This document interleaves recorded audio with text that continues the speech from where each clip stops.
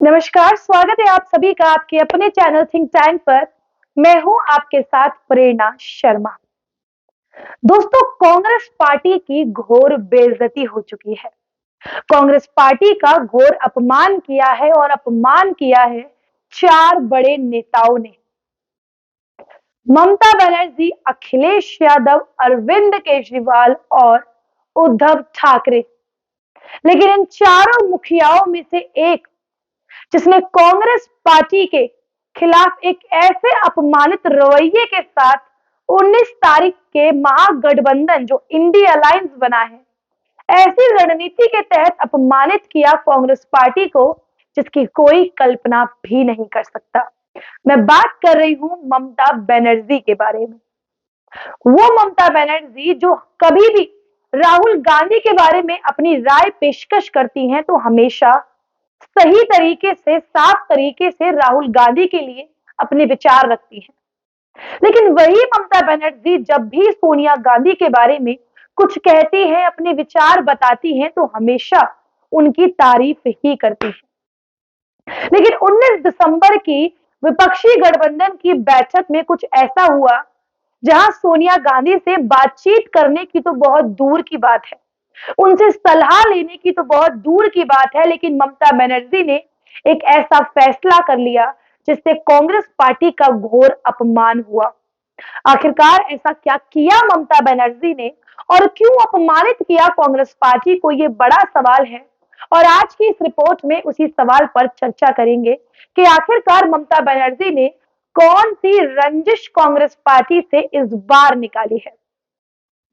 दोस्तों, हम सभी जानते हैं 19 दिसंबर की बैठक में जिस तरीके से मल्लिकार्जुन खड़गे जो कांग्रेस पार्टी के अध्यक्ष हैं, जिनके नाम को प्रधानमंत्री पद के उम्मीदवार के लिए ममता बनर्जी ने अनाउंस कर दिया, इसके बारे में सोनिया गांधी किसी बुरे सपने में भी नहीं सोच सकती।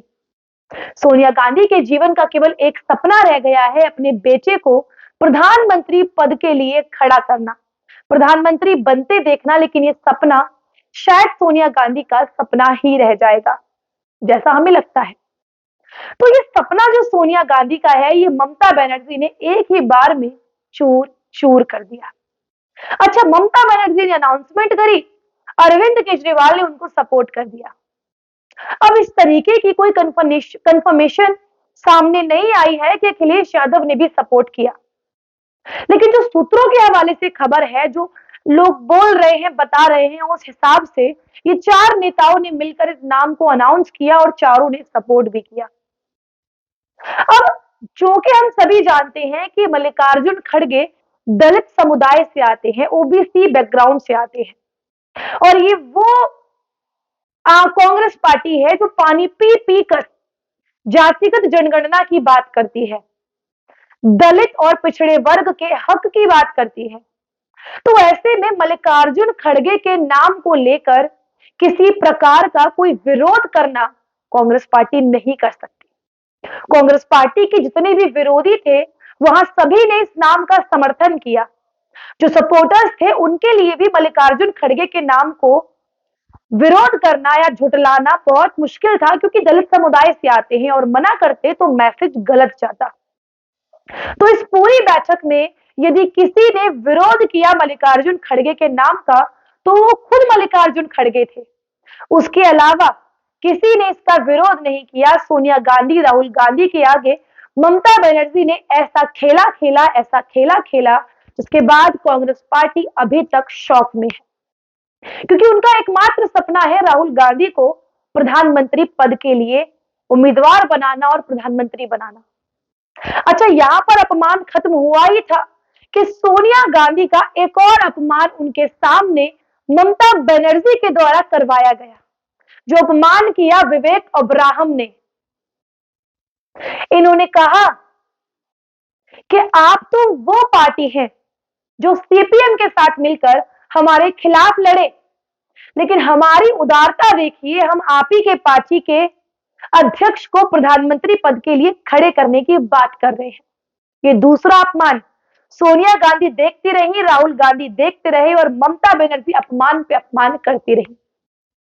तीसरे अपमान की यदि बात करें तो ममता बनर्जी ने खुद ही घोषणा कर दी कि 31 दिसंबर तक पार्टी में जो सीटों का बंटवारा है विपक्ष की गठबंधन में, वो सारी चीजें कंफर्म हो जानी चाहिए। सीटों के बंटवारे की बात करें तो ममता बनर्जी किसी भी हालत में सीटों का बंटवारा कांग्रेस पार्टी के साथ तो करना नहीं चाहती हैं। लेकिन फिर से सवाल ये खड़ा होता है कि ममता बनर्जी ने ऐसा किया क्यों, जो रिपोर्ट में आपको बताएंगे। लेकिन इससे पहले ये बता दें आपको दोस्तों, जब भी किसी पार्टी से किसी पद के उम्मीदवार की घोषणा की जाती है तो पार्टी झूठे के लिए ही सही, दिल पर पत्थर रख के ही सही सपोर्ट तो करती है। लेकिन कांग्रेस पार्टी की तरफ से भरी सभा में कोई सपोर्ट नहीं किया गया। वो कांग्रेस पार्टी जो दिन और रात भाजपा को घेरती है कि दलित समुदाय को आगे नहीं लाती, वही पार्टी कांग्रेस पार्टी जिसके पास 3 बार मौके आए कर्नाटक में मल्लिकार्जुन खड़गे को मुख्यमंत्री बनाने के, एक भी बार नहीं बनाया। दलित समुदाय से आते हैं लेकिन नहीं बनाया। लेकिन आज मना नहीं कर रहे हैं तो सपोर्ट भी नहीं कर रहे हैं। मना ना करने का बहुत बड़ा कारण है, और यदि आज ये सपोर्ट करते तो एक बहुत बड़ा मैसेज जनता तक जाता कि कांग्रेस पार्टी केवल बोलती नहीं है, कांग्रेस पार्टी करके भी दिखाती है। लेकिन कांग्रेस पार्टी नहीं करेगी, क्योंकि सोनिया गांधी का केवल एकमात्र सपना है अपने बेटे को प्रधानमंत्री बनते हुए देखना, जो सपना नेक्स्ट टू इम्पॉसिबल होता जा रहा है। तो ऐसे में कोई मैसेज जनता को नहीं जा रहा है। यदि ये बन भी जाते हैं प्रधानमंत्री पद के उम्मीदवार तो नहीं जाता। मैसेज जनता तक तब पहुंचता कांग्रेस पार्टी का जब नाम लेते ही पूरा गठबंधन या कांग्रेस पार्टी सीना ठोक कर उनके सपोर्ट में खड़ी होती। लेकिन ऐसा कुछ भी नहीं हुआ। तो ये पूरा खेला ममता बनर्जी ने खेला। लेकिन फिर से सवाल यही, क्यों खेला? आखिरकार ऐसा क्या हुआ जो ममता बनर्जी ने कांग्रेस पार्टी के साथ ऐसा किया? दोस्तों, ममता बनर्जी एक ऐसी नेता है जो अपने अपमान को भूलती नहीं है, जो बदले की भावना को जिंदगी भर अपने दिल में दफन करके रखती है। ऐसे 2-3 उदाहरण में यदि आपको दूं तो एक उदाहरण हाल ही का है। दोस्तों, पश्चिम बंगाल की एक हाई कोर्ट की जज है जो कई मामलों में सुनवाई कर चुकी हैं, जो टीएमसी के खिलाफ चल रहे थे, और कुछ मामलों में उन्हें सुनवाई करनी है।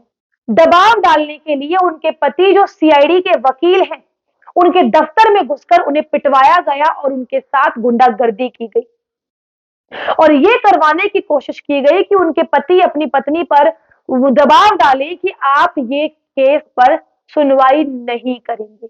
इस लेवल की बदले की भावना ममता बनर्जी के अंदर है। दूसरे नंबर पे तो आपको याद ही होगा किस तरीके से ईडी और सीबीआई के अफसरों को जेल पहुंचाने की तैयारी ममता बनर्जी ने कर ली थी। यदि सुप्रीम कोर्ट और हाई कोर्ट इंटरवीन ना करता तो ये ममता बनर्जी ने किया। और कांग्रेस पार्टी का अपमान करने का सबसे बड़ा कारण ममता बनर्जी के अंदर 2019 से जल रहा है, और वो 2019 के विधानसभा चुनाव है, जिनके अंदर ममता बनर्जी के सामने केवल एक ही कंडीशन थी, करो या मरो। जब भारतीय जनता पार्टी बड़ी तेजी से आगे बढ़ रही थी, 3 सीटों से 75 पर बीजेपी पहुंच चुकी थी, और तब सीपीएम के साथ कांग्रेस पार्टी ने मिलकर आईएसएफ पार्टी को भी मिला लिया और पश्चिम बंगाल में टीएमसी के खिलाफ चुनाव लड़े।